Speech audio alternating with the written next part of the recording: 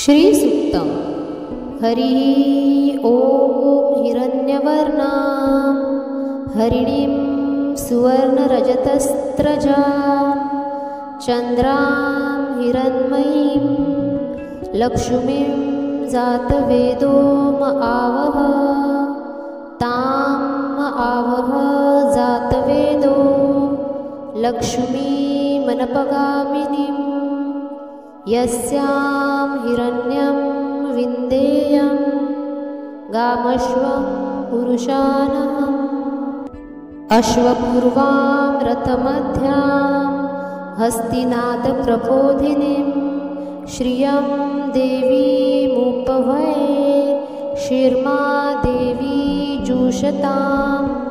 कां सोऽस्मितां हिरण्यप्राकारमाद्रां ज्वलन्तीं तृप्तां तर्पयन्तीं पद्मे स्थितां पद्मवर्णां तामिहोपभये श्रियं चन्द्रां प्रभासां यशसा ज्वलन्तीं श्रियं लोके देवजुष्टामुदारां तां पद्मिनीं शरणमहं प्रपद्ये लक्ष्मीर्मे नश्यत्यां त्वां वृणे आदित्यवर्णे तपसोऽधिजातो वनस्पतिस्तौ वृक्षो बिल्वः तस्य फलानि तपसा नुदन्तु मायान्तराश्च बाह्या अलक्ष्मीः उपैतु मां देवसखः कीर्तिश्च मणिना सह प्रादुर्भूतोऽस्मि राष्ट्रेऽस्मिन् कीर्तिमृद्धिं ददातु मे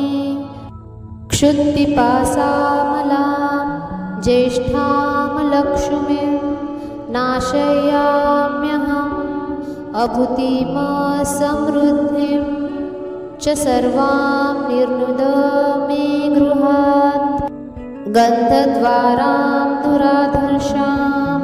नित्यपुष्टां करीषिणीम् ईश्वरीं सर्वभूतानां तामिहोपभये श्रियं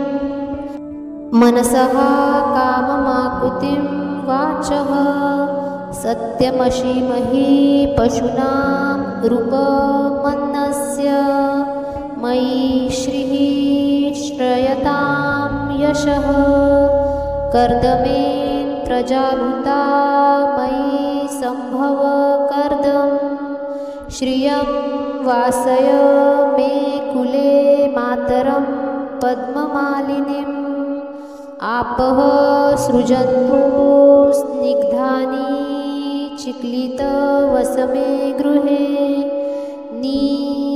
च देवीं मातरं श्रियं वासय मे कुले आद्रां पुष्करिणीं पुष्टिं पिङ्गलां पद्ममालिनीं चन्द्रां हिरण्मयीं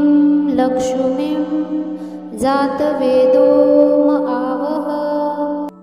आद्रां यकारिणीं यष्टिं सुवर्णां हेममालिनीं सूर्यां हिरण्यन्मयीं लक्ष्मीं